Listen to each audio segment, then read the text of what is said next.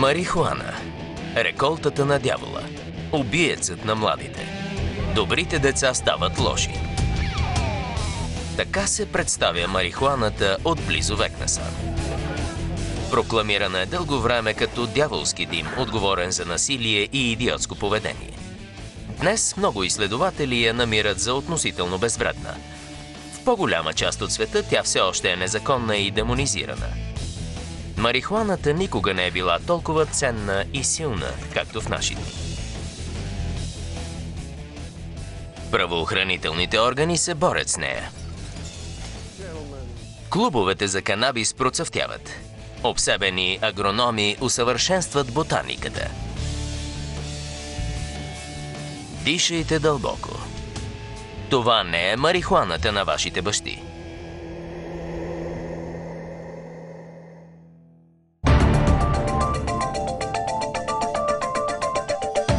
Супер трева.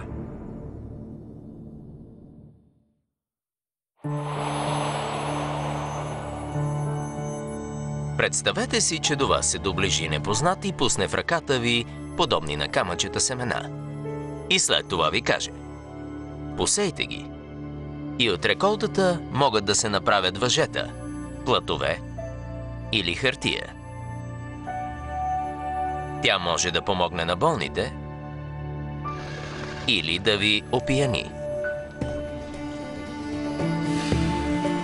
Какво бихте направили? Ще запазите ли семената? Или ще ги изхвърлите? Ето така е с марихуаната. Няма друго такова растение. Научното наименование е канабис сатива. Знаем я като пот, трева, ганджа, коноп. Заради нейната способност да опиянява, тя е охулвана, незаконна и желана. Предполага се, че около 200 милиона души в света я пушат. Само тази година ще я опитат поне 2 милиона американци. Марихуаната е най-масово използваната незаконна субстанция в света. Тя е навсякъде. Производителите, контрабандистите и дилърите правят всичко, за да достигне тя до потребителите. Вече са завладели обществените земи и засаждат цели градини, скрити в горите. Имаме двама заподозрени, които се крият в гората.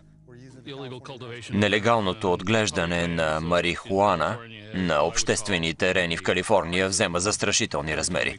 При всяко излизане на проверка откриваме повече от предния път. Рон Пю от 29 години се грижи за съблюдаването на американския закон за горите. Това е най-опасното нещо, с което ние от правоохранителната горска служба сме ангажирани. Нелегалните плантации се охраняват от въоръжени мъже. Поради това, влизането в някои щатски и национални паркове може да се окаже опасно за правоохранителните органи и за населението. Това е съвместна операция между Американската служба по горите и някои други правоохранителни агенции.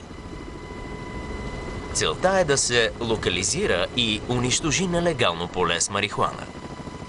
Само в Калифорния за последните 2 години са проведени над 700 такива акции.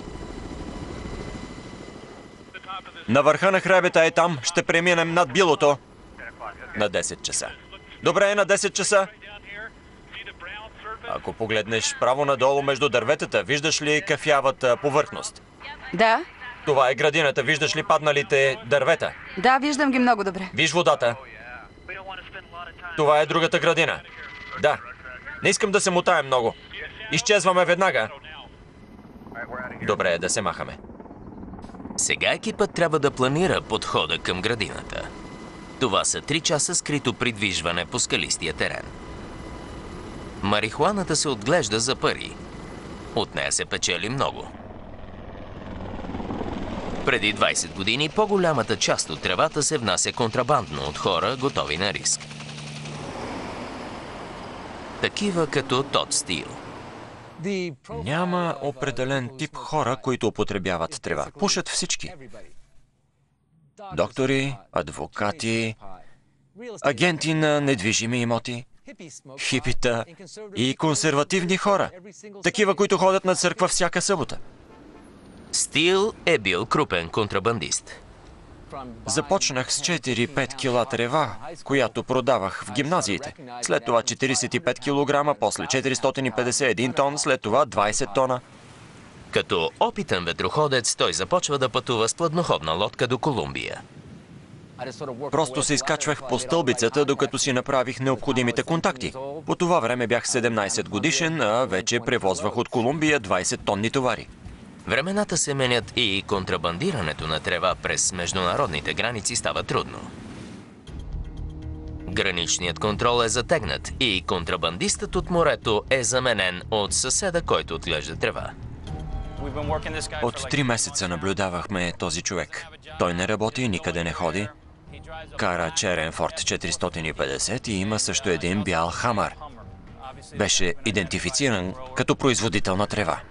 За последните 9 месеца Агенцията за борба с наркотиците е разбила над 750 домашни производства във Флорида. Къщите в предградията се приспособяват на парници. Отглеждането на трева в такива условия се нарича Grow Ops.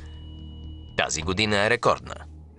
През последните 4-5 години наблюдаваме истински феномен в отглеждането на марихуана в закрити помещения. За съжаление, производството във Флорида е толкова голямо, че практически сме станали най-големият производител в Съединените щати. Локализирани са 44 закрити производства. Добивът от средно по размери помещение се оценява на $150 000. Много градини като тази остават скрити. Нещо повече, производителите вече не се съобразяват с природните условия. Времето и географското разположение вече нямат значение. Модерните методи създават почти идеално производство. Това обуславя появата на по-силен продукт. Психоактивната съставка, която променя съзнанието, се нарича тетрахидроканабинол. ТХК. Днешната марихуана има потенциал да притежава много от тази съставка. Това вече не е тревата от 60-те години. Откриваме марихуана със съдържание на ТХК около 20%. Марихуаната през 60-те и 70-те години е съдържала около 3-4%. Сега съдържа около 20%. Всичко се прави за по-високи печалби. Когато отглеждате в затворени помещения, можете да получите 3-4 реколти годишно. Ако от едно растение получите средно 450 грама, на улиците на Майами за тях ще вземете $4000. В Ню Йорк ще ви дадат за същото количество $7000.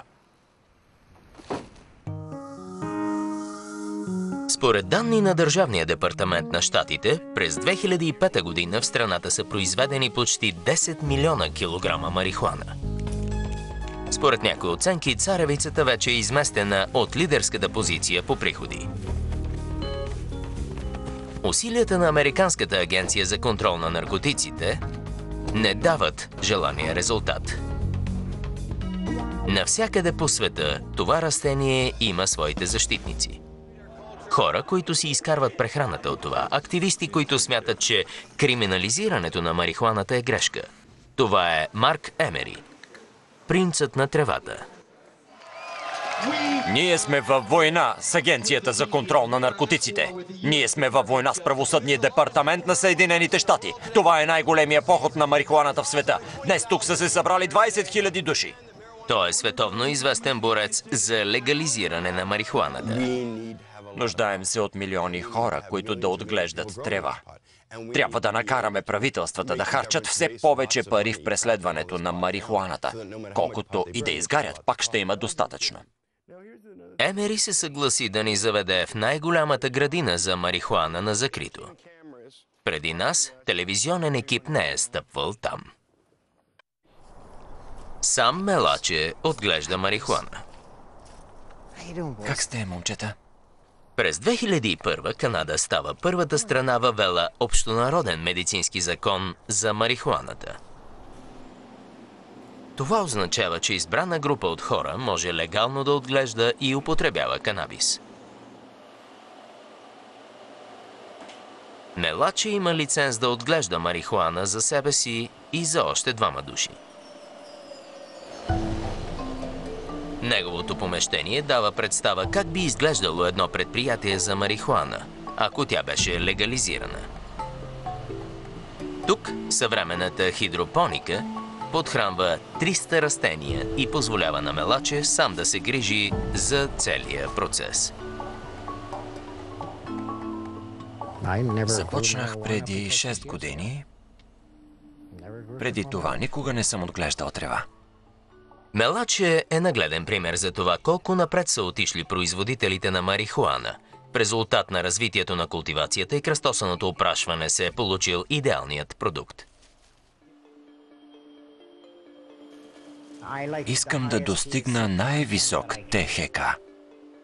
Мелаче отглежда някои от най-силните видове марихуана. Стеблата и листата се подхранват от торовата смес. Тези напъпили цветя са наградата. Те съдържат почти 18% от психоактивния ТХК. Това е твърде голямо количество за 3 души, но Мелаче твърди, че произвежда лекарство, а не просто трева за опиянение. Целта ми е да покажа на хората, че има и други алтернативи за облегчение на болката. Не за лечение, а за облегчение. Мелаче изпитва хронична болка след тежък пътен инцидент. Купищата болкоуспокояващи са нанесли поражение върху черния му дроб. Тогава влиза в програмата за марихуана на канадското здравеопазване и изработва си собствено лекарство. Масло, богато на ТХК. Планирам да произвеждам масло от марихуана, което може да се добавя към хранителните продукти и да се усвоява от хората. Това е крайният резултат след обработката на пара и изсушаването. Няма листа, няма прах, само нещо като доброто старо масло. Използваме го при производството на бисквити, лактови бомбони, различни видове пълнозърнести закуски. Използва се като всяко друго органично масло. В зависимост от съдържанието на ТХК може да има и лек земен дъх на марихуана. Сега това се възприема като лечебно средство. Вече не изпитвам болка. Ако ме заболи, вземам бисквитка. Направете сравнение. Какво биха избрали хората? Капчета? Или биха предпочели бисквитка за облегчение на болката? Доста уникален продукт и мирише забележително. Това е невероятно пикантно и... Всички твърдят, че растенията на Мелаче са съвършени. А съвършените растения се получават от съвършени семена. В интернет ще намерите каталози с стотици видове канабис. BC пъпка, бял носорог, жената чудо, Four Way, афган.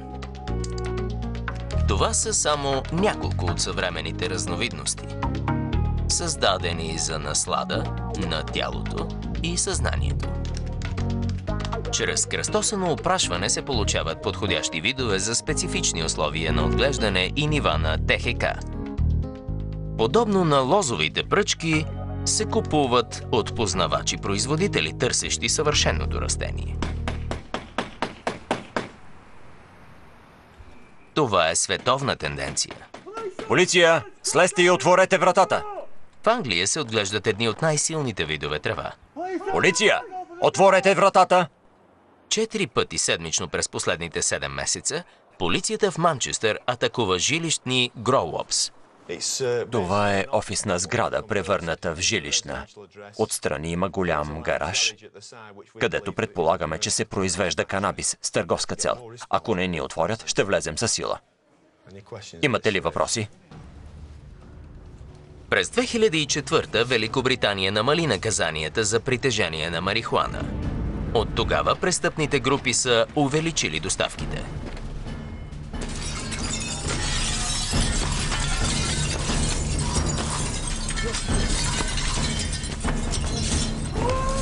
Полиция!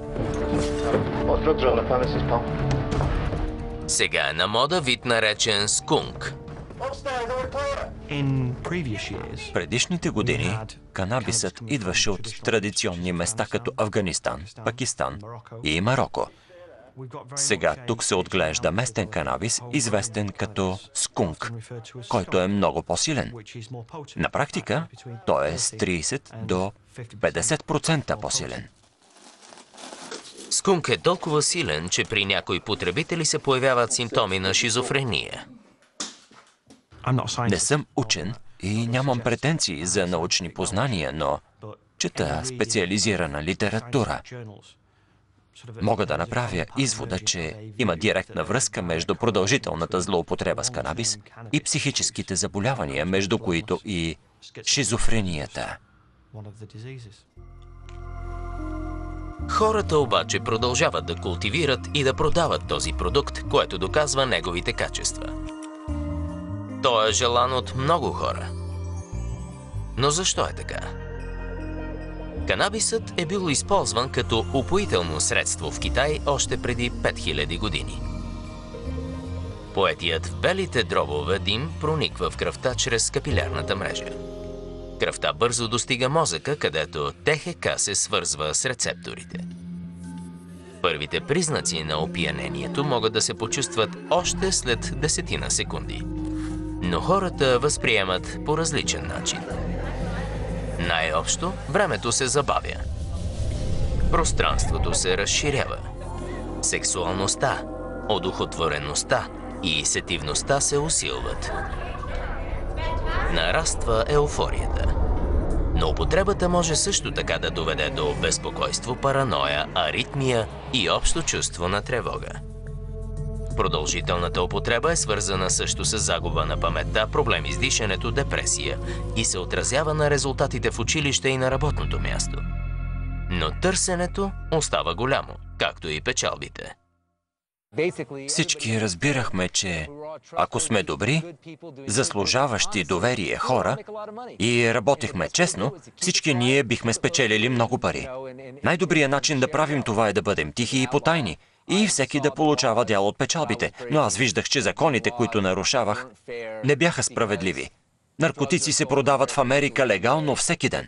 Това става с продажбата на алкохол, на всяка бира, на всяка бутилка водка и на всяка модна бутилка с вино. На 26 годишна възраст Стил напуска контрабандния бизнес и не съжалява за това. 7 години по-късно при една последна пратка го арестуват. Излежал е 12-месечна присъда. Извадил е късмет. Но е било време, когато заради марихуана не се е влизало в затвор. В колониална Вирджиния много семейства са отглеждали канабис за производството на въжета, плат и хартия. Наричали са го хемп. Сега в Вирджиния за 2 корена могат да ви дадат от 5 до 30 години затвор.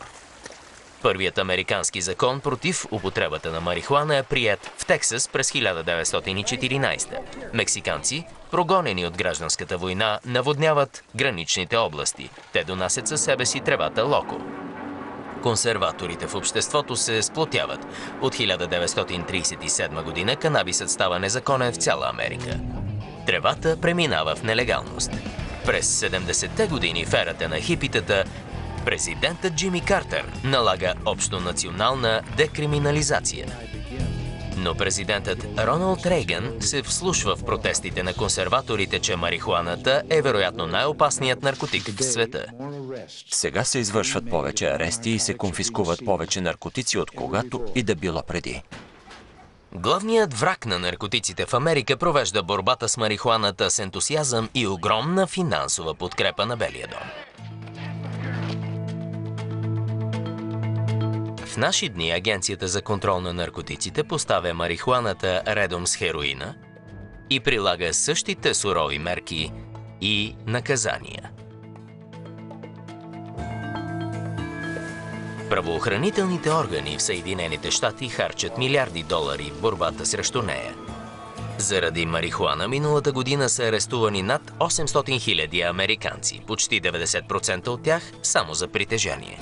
Тези арести заедно с задължителните минимални присъди и строгите закони се отразяват зле и на без това пренаселените затвори. Сега едно много спорно решение изправя правата на щатите срещу федералното правителство. Съществуват медицински закони за марихуаната. Калифорния е първият американски щат, който приема такъв закон през 1996. Целта е да се облегчат страданията на нелечимо болните пациенти, такива с напреднал стадий на спин и рак, хора като Робин Фю. Докторът ме прегледа и ми каза, че имам лимфома. След няколко часа бях приета в болница, а след няколко дена започнах химиотерапия. Бях шокирана. Никога не съм си и помисляла, че може да се случи това. Не съм допускала, че ще имам рак. Един енергичен и активен живот е спрян с химиотерапевтични процедури. Здравей! Здравейте, доктор Ейбрамс. Как си? Нейн онколог е Дон Ейбрамс. За последните 28 години той лично се е убедил колко много марихуаната помага на неговите пациенти. Дишай дълбоко. Канабисът е единственият наркотик, който потиска гаденето и повръщането и повишава апетита.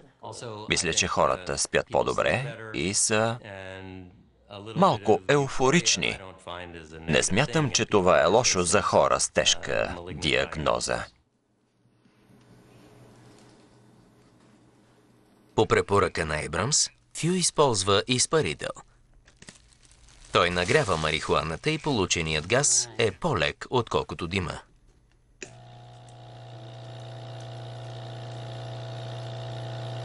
Най-доброто предстои.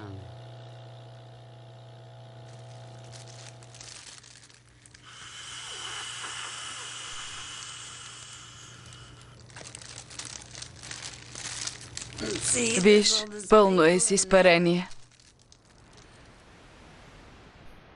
Отнема съвсем малко време. Можеш да седнеш и да подишаш малко.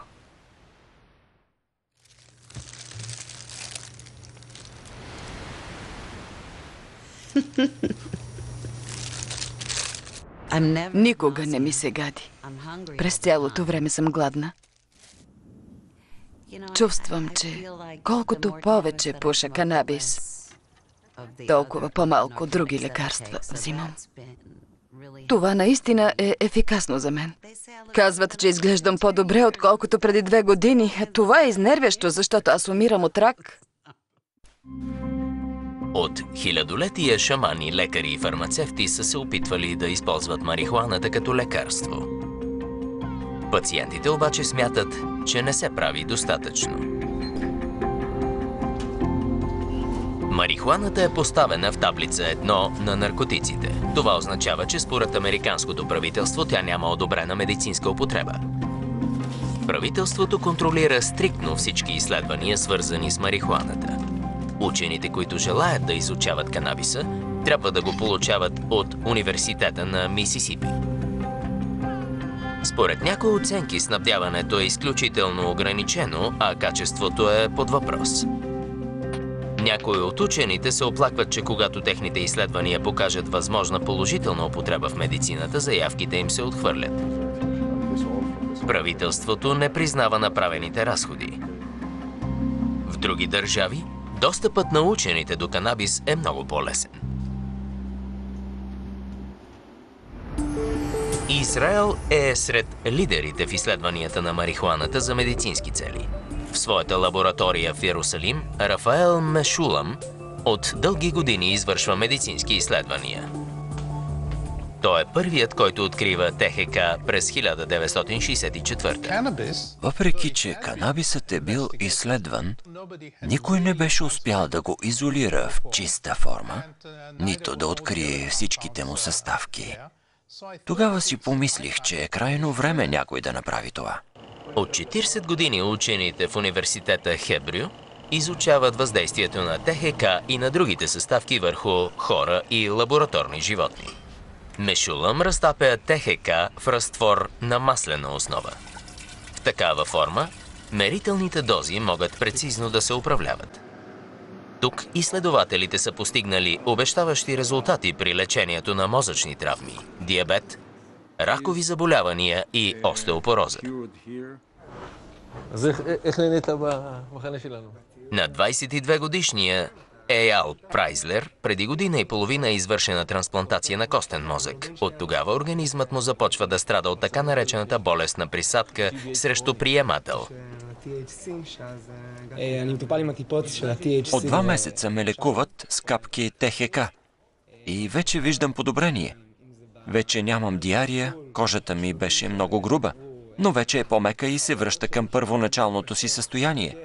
Върна ми се апетитът. За последните 2 месеца качих 4 килограма. Трябва да надам много повече, за да си върна предишното тегло. Всяка доза, която Еял приема, е грижливо премерена, както всяко друго предписано лекарство. С повечето марихуана, използвана като лекарство в Америка, не е така. Медицинска марихуана в щатите означава употреба на марихуана против болести. От моя гледна точка, терминът медицинска марихуана не е добре дефиниран. Би следвало да е по-добре. Ако приемате аспирин, ще искате да вземете 500 мг. Няма да кажете, не зная колко вземам, 20 мг или 2 грама. Не виждам причина да имаме различно отношение, когато работим с марихуана. Когато тя може да съдържа 2 или 20% ТХК и не мисля, че това е правилният начин за работа. Американските закони за медицинската марихуана не са добре формулирани. Адвокати твърдят, че сега в Калифорния повече от 200 000 души пушат трева по лекарско предписание и има почти 300 диспансера. Федералните правоохранителни органи смятат, че това създава условия за прекомерна разрешена употреба и привидна легализация. Как сте днес? Доста добре, а вие? Благодаря. Търся нещо, което да ми помага да спя. Добре. Може да използвате сорта Индика и тези 3, които са с високо качество. Кое ми препоръчвате? Аз предпочитам повече пъпки и по-малко стебло, затова препоръчвам това тук. Добре. Срещу $150 и кратък преглед можете да получите в Калифорния лекарско предписание за медицинска марихуана. Готов сте. Добре, благодаря. Приятен ден. В различните градове и щати законите за медицинска употреба са различни. По крайбрежието на Калифорния, като че ли Оукланд е най-толерантен. Тук, в близост до кметството, се намира район, отскоро преименуван на Окстердам. Ричард Ли е наричан с любов кметът на Окстердам. Преди 18 години си счупва гръбначния стълб и от тогава е в инвалидна количка. Той използва и защитава медицинската марихуана. Смята, че тя е нещо повече от лекарство. Това е първата игра на софтбол през последната седмица. А това е нашият най-добър играч, нали? Този район на Оукланд се нуждае от съживяване. Много е запуснат, с много празни магазини. Знаем, че производството и бизнесът с канабис могат да помогнат за подобряване на икономическото положение в района. Според Ли, брутните продажби на медицинска марихуана в Окстердам за 2003 са за над $24 милиона. Това означава, че почти 3 милиона от тях във вид на търговски такси биха могли да постъпят в бюджета на града. Но според федералния закон, отглеждането, търговията и употребата на марихуана са незаконни. А федералният закон е над щатските и местните закони. Така че въпреки популярността на марихуаната, конфликтът съществува. Агенцията за контрол на наркотиците не приема законите. Хавиер Пеня се бори с наркотиците от 24 години. Той оглавява отдела на агенцията в Сан-Франциско. Всичко свързано с марихуаната, търговия, отглеждане, притежание, каквото се сетите, според федералния закон е нелегална дейност. Абсолютно забранена от закона. Да. Те са затворили много клубове. Върнаха ни доста назад с тези атаки, но смятам, че за сега удържаме и в крайна сметка ще победим. Ние не преследваме нелечимо болните и умиращи хора. Не тях търсим. Не преследваме човека, който пуши на ъгъла на отсрещната улица. Ние се борим срещу организациите, които доставят тези незаконни наркотици. Между тях са диспансерите. За да предпази хората от неприятности с властите, Ли създава университет Окстердам. В първите часове се изучават политически науки и право. Чакайте малко, да не сте ченге. Какво става по дяволите? Вдигнете си ръцете! Ей, човече, това подбудителство ли е? Тук идват адвокати, които запознават хората с законите. Как сте, госпожо? Здравейте. Добре ли сте? Изготвянето на профил е напълно законно. Нищо не можете да направите, аз също. След това преминаваме към варенето, обработката, грижите за пъпките. Точно над възлите режете по ъгъл 45 градуса. Тук се научаваме как да направим диспансер или да започнем производство. Навярно, според федералните власти, работата на Ли е незаконна. Но има официални лица на изборни длъжности в Оукланд, както и много граждани, които не смятат така. Какво става, пич, как си? Ние плащаме такси по ведомост, здравни осигуровки, всичко, което другите работодатели правят. Имаме много добри взаимоотношения с другите търговци. Те знаят, че помагаме за развитието на бизнеса. Какво търсите днес? Хашишите са на първа страница. На втора са средно и ниско качество, една звезда. И нашата кучешка турбичка за $11. На последната страница са първо качество, $44 за една осминка. Нещо друго? Това е всичко. Благодаря, приятна вечер. Откакто ни разрешиха да имаме карти за марихуана и да купуваме от безопасни места, стана хубаво. Много по-добре, отколкото да купуваме на улицата, където е изнурително и опасно. Хората, от които купувахме, ужасяваха, защото не ги познавах. Постоянно се страхувах да не ме залови полицията и други такива неща. Сега е много по-удобно и цивилизовано.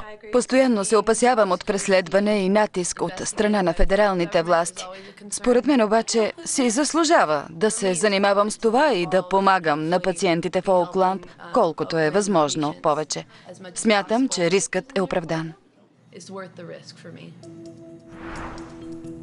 След 1996 още 11 американски щата приемат подобни снисходителни към употребата закони. Тази тенденция е променила бизнеса с марихуана в Америка. Център на култивирането на трева е Северна Калифорния, в изумрудения триъгълник между окръзите Хумболт, Мендосино и Тринити. Калифорния произвежда повече от всеки друг американски щат марихуана с превъзходно качество. Приходите далеч изпреварват тези от винарската индустрия на Калифорния.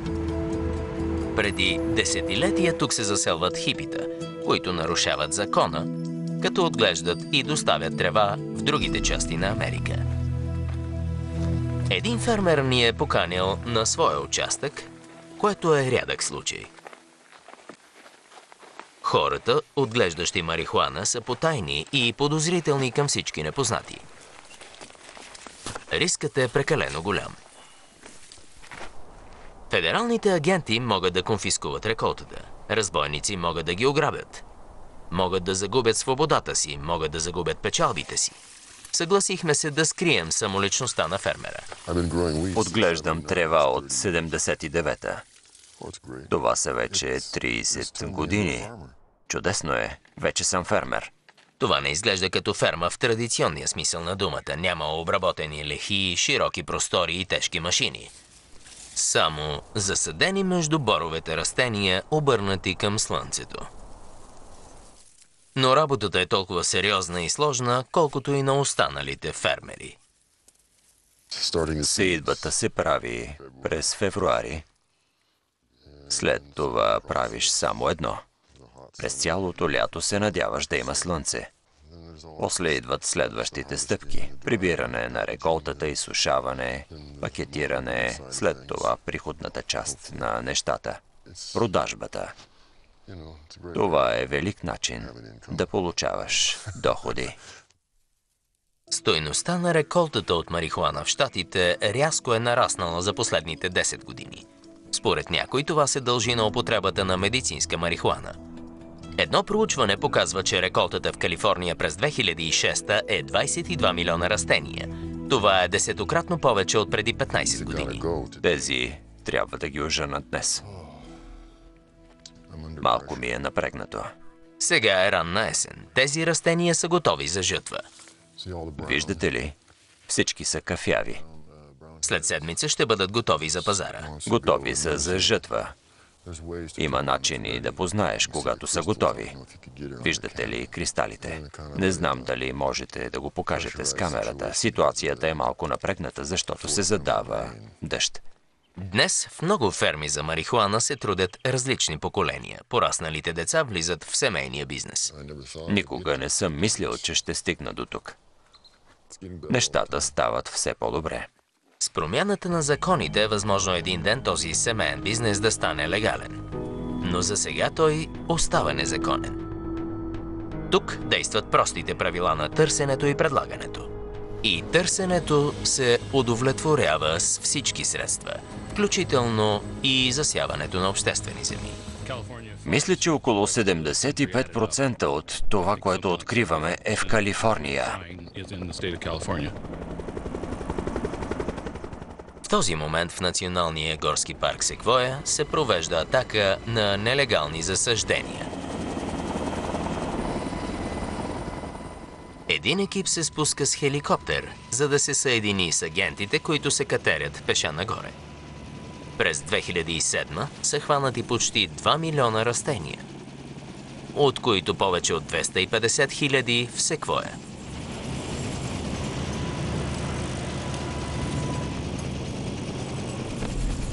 Теренът е скалист и стръмен. Ходенето е трудно. И никога не знаеш кой ще се изправи насреща ти. Тук някъде трябва да има от 2 до 4 души, в зависимост от големината на участъка. Трябва да бъдем внимателни с тези момчета, обикновено са въоръжени и опасни. След 100 метра екипът достига до сечището. Това е новозасаден участък, което е добра новина. Засято е преди 1 или най-много 2 седмици. Ако дойдете тук след 3 месеца, тези растения ще бъдат високи 1,50 м. А след 4 месеца ще бъдат 1,80 м високи и напъпили. Мястото щеше да бъде пълно с буклуци. 6 участъка растат почти 4700 млади растения. Ако достигнат зряла възраст, тези млади насаждения ще дадат над 2 тона марихуана. Пазачите са избягали, но щетите вече са нанесени. Изсичането на дърветата, каналите за напояване, терасираната земя и токсичните торове са нанесли поражения на околната среда.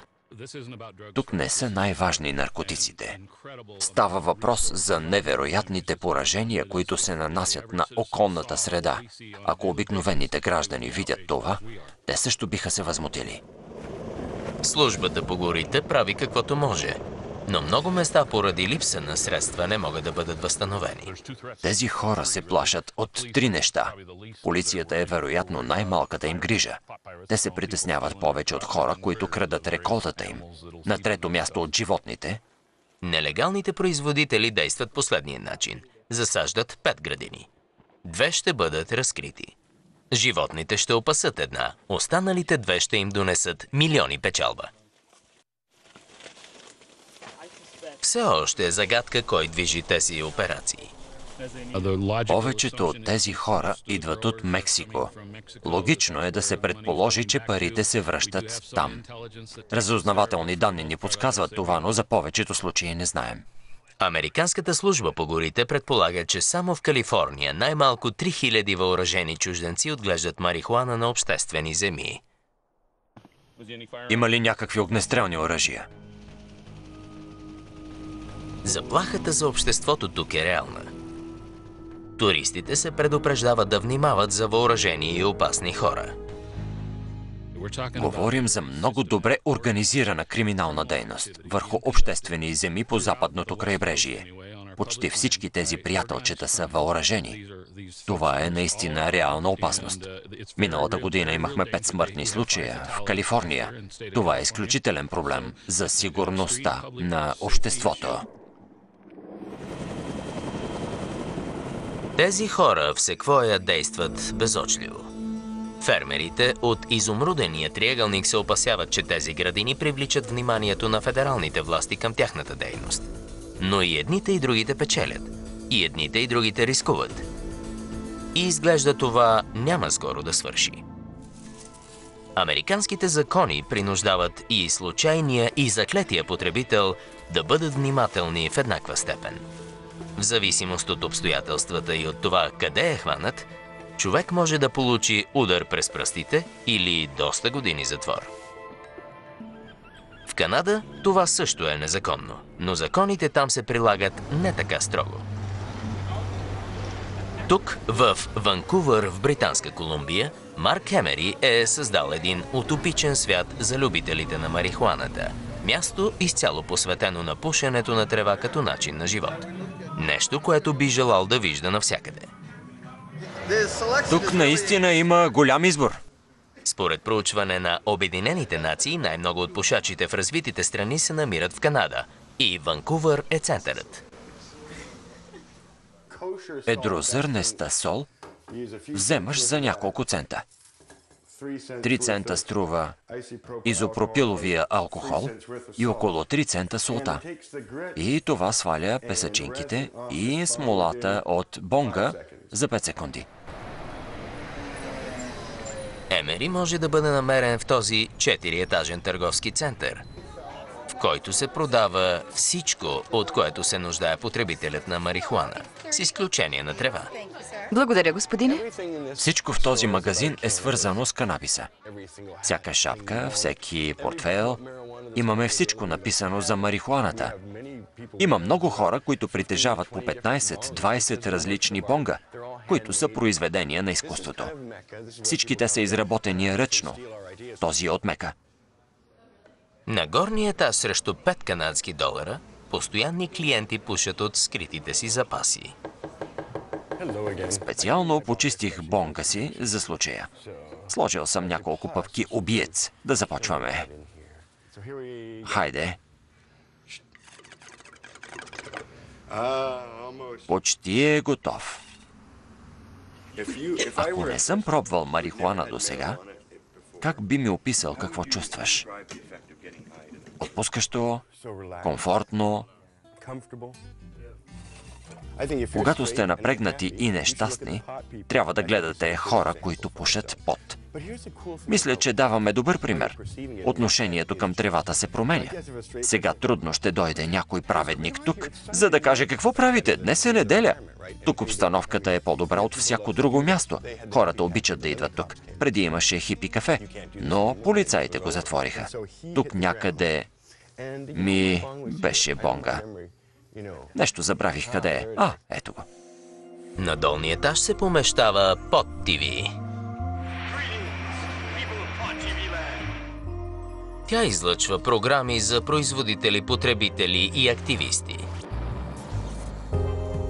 Списанието Канабис Култура има месечен тираж от 40 000 бройки. Страниците на лъскавото издание рекламират каквото е близо до сърцето на Емери – красиви цветове и прекрасни жени. За много от нас този ден не изглежда като нормален ден в офиса. Ще остана тук още 12 часа. Започнах към 10. В 9:30 имах среща с моя поръчител, така че ще бъде дълъг ден. Но допускането на тиража на списанието всички дни ще бъдат дълги. Но искам тези посетители да се опитат да направят такива неща и там, където живеят. Ние сме тук, забавляваме се, обичаме да правим това. Емери финансира своето световно движение, като продава семена по интернет. Спечелил е милиони долари. Казва, че е платил данъци за всяко пени. Продадох милиони семена и имах много основателна причина за това. Исках да осуетя войната на американското правителство против дрогата. Събрах много пари, с които субсидирах масовите движения по света за легализиране на марихуаната. Над 1 милион в Щатите, милиони в Канада и на други места. Много нации толерират употребата на марихуана за развлечение. През 1976 Холандия вдига забраната върху притежанието и търговията с малки количества трева. Испания, Италия, Португалия и Белгия също заемат по-толерантна позиция. Но Великобритания възнамерява да затегне законите по отношение на марихуаната. А според федералния закон на щатите не се прави разлика между продажбата на семена и на готов продукт. Затова Емери е сред най-търсените в Америка. Правителството иска неговата екстрадация, но Канада засега отказва. Ако бъде екстрадиран, Емери може да прекара дълги години в федерален затвор.